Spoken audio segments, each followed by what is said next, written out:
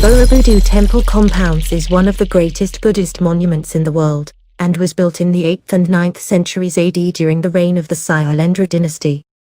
The monument is located in the Kedu Valley, in the southern part of central Java, at the center of the island of Java, Indonesia.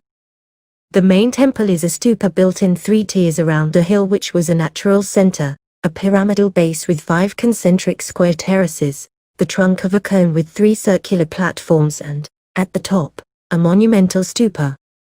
The walls and balustrades are decorated with fine low reliefs, covering a total surface area of 2,520 square meters.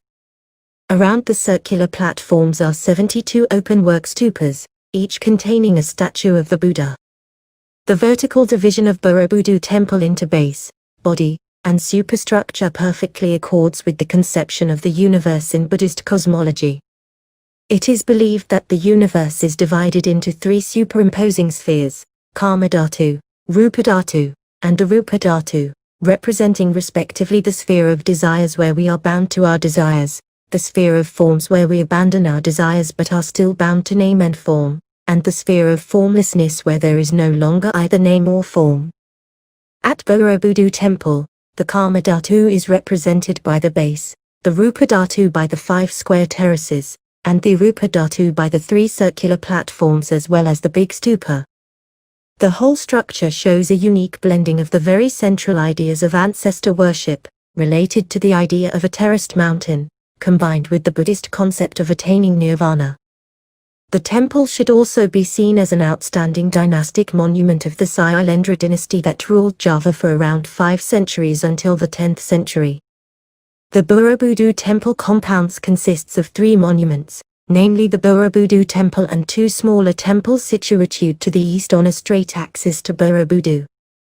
The 2 temples are Mendut Temple, whose depiction of Buddha is represented by a formidable monolith accompanied by 2 bodhisattvas, and Pawan Temple, a smaller temple whose inner space does not reveal which deity might have been the object of worship.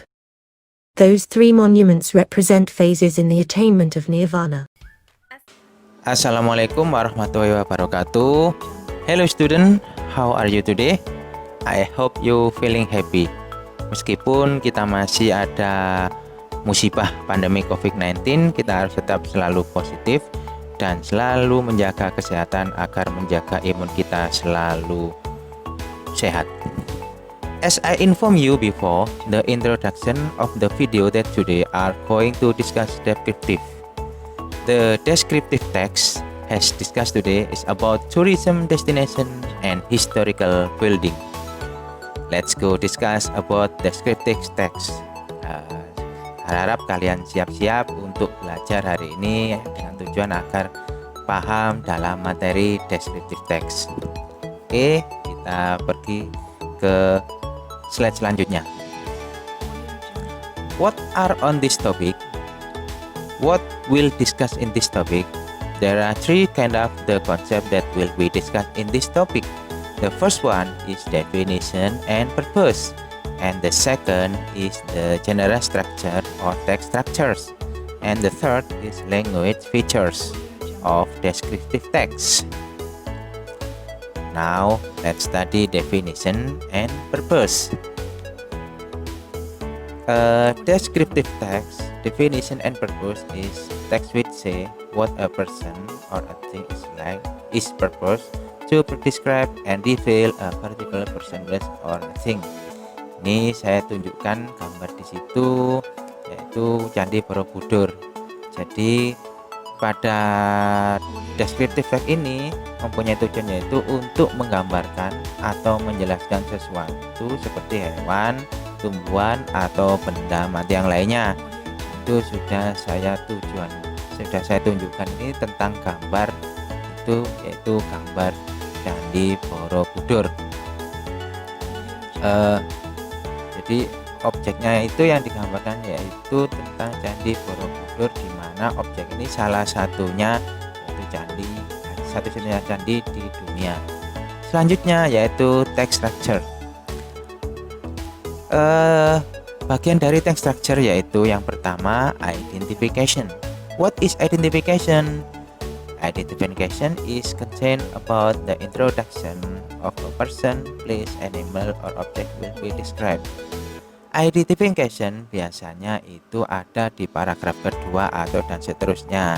Isinya yaitu sifat-sifat yang melekat pada sesuatu yang sudah dikenalkan kepada pembaca tentang objek yang kita berikan itu.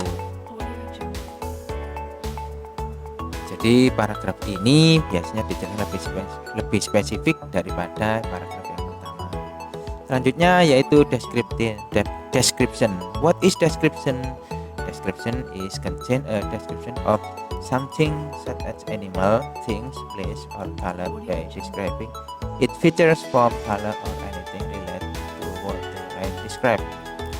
Ini penempatan description biasanya ditempatkan di paragraf kedua atau dan seterusnya.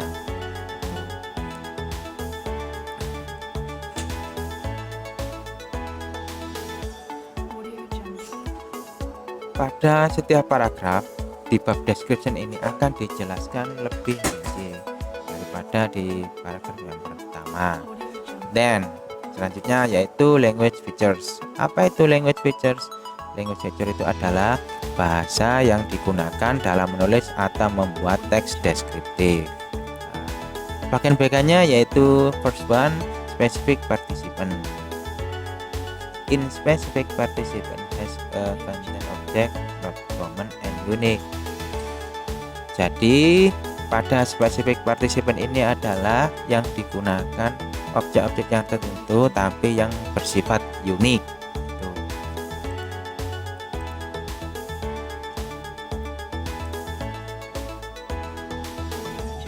Untuk yang bagian yang kedua pada language feature is a use adjective.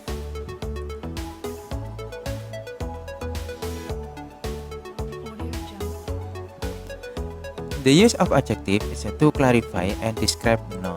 Jadi penggunaan adjektif yaitu digunakan untuk mengklarifikasi dan menggambarkan suatu kata benda ini. Itu.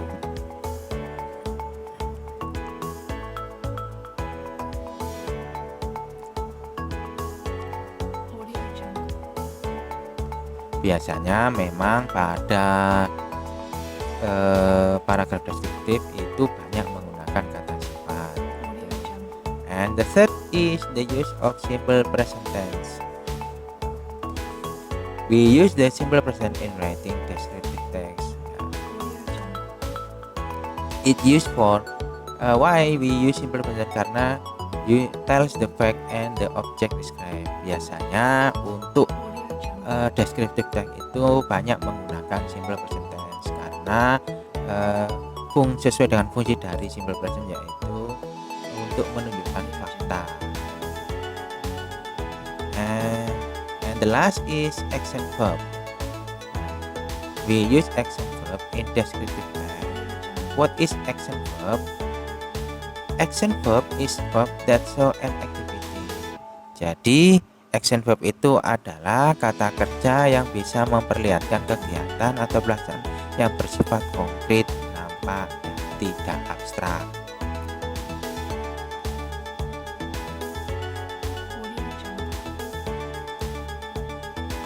Berikutnya saya akan menampilkan yaitu contoh daripada descriptive text.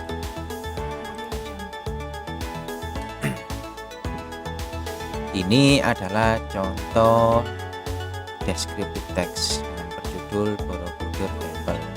Pada awal pembelajaran tadi saya tampilkan tentang Borobudur Temple. Hanya saja untuk yang pertama tadi itu versi spokennya, sedangkan yang ini yaitu versi writingnya. Let's find out the general structure of the descriptive. Untuk bagian-bagiannya akan saya tunjukkan. Yang pertama yaitu yang akan saya kotak itu namanya identification.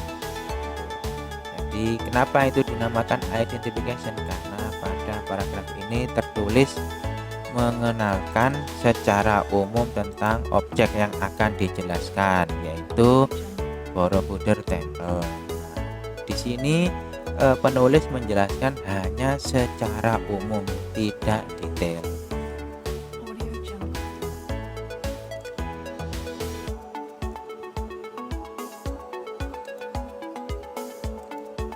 For second paragraph sampai paragraf yang terakhir itu kita namakan description.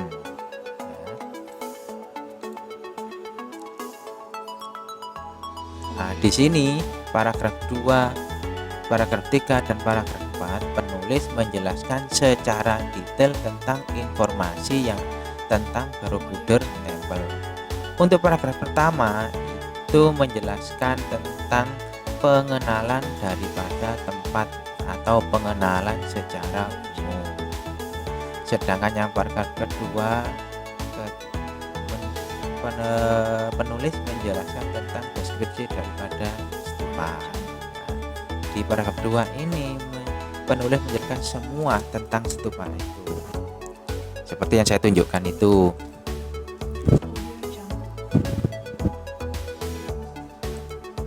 Sedangkan untuk paragraf yang ketiga ini tentang menjelaskan tentang three vertical division of Borobudur Temple. Di sini saya tunjukkan tentang isi daripada paragraf yang ketiga. Paragraf yang selanjutnya atau paragraf yang terakhir itu menjelaskan tentang three monument in Borobudur Temple, yaitu 3 monumen yang ada di Candi Borobudur.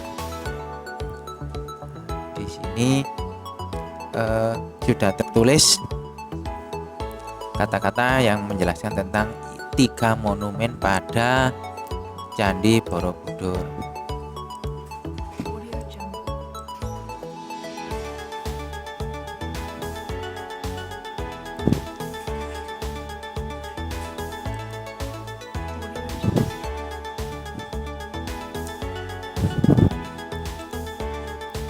Untuk deskriptif teks, informasinya itu harus disampaikan secara detail.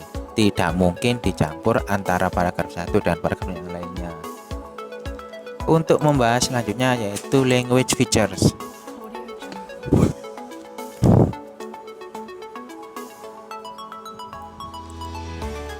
Mostly, if we make a descriptive text, kita pasti sering menggunakan simple present.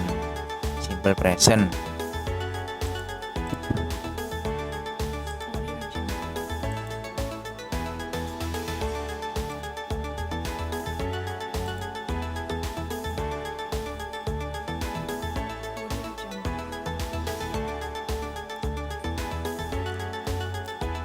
Simple present di sini sebenarnya banyak sekali yang ada dalam paragraf ini.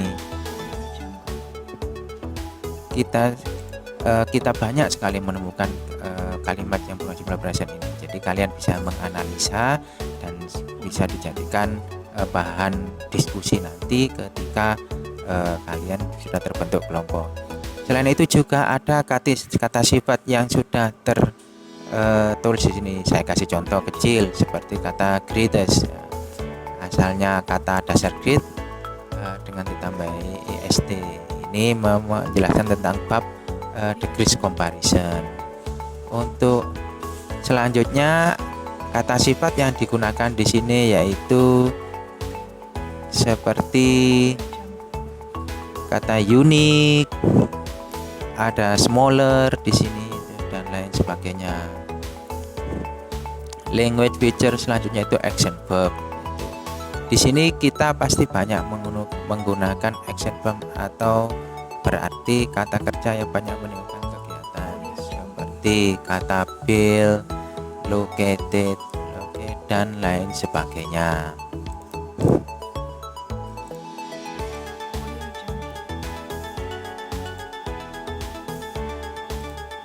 Baik anak-anak, itu yang dapat saya sampaikan penjelasan tentang descriptive text. Untuk selanjutnya sebelum saya tutup, kalian sudah mendapatkan LKPD dari saya, maka tugas kalian adalah silakan lihat instruksi yang berada di LKPD. Setelah itu jawab dan upload di Microsoft Teams. I hope enough for matching today. Saya berharap pertemuan hari ini sangat bermanfaat bagi kalian semuanya. Thank you. See you. Assalamualaikum warahmatullahi wabarakatuh.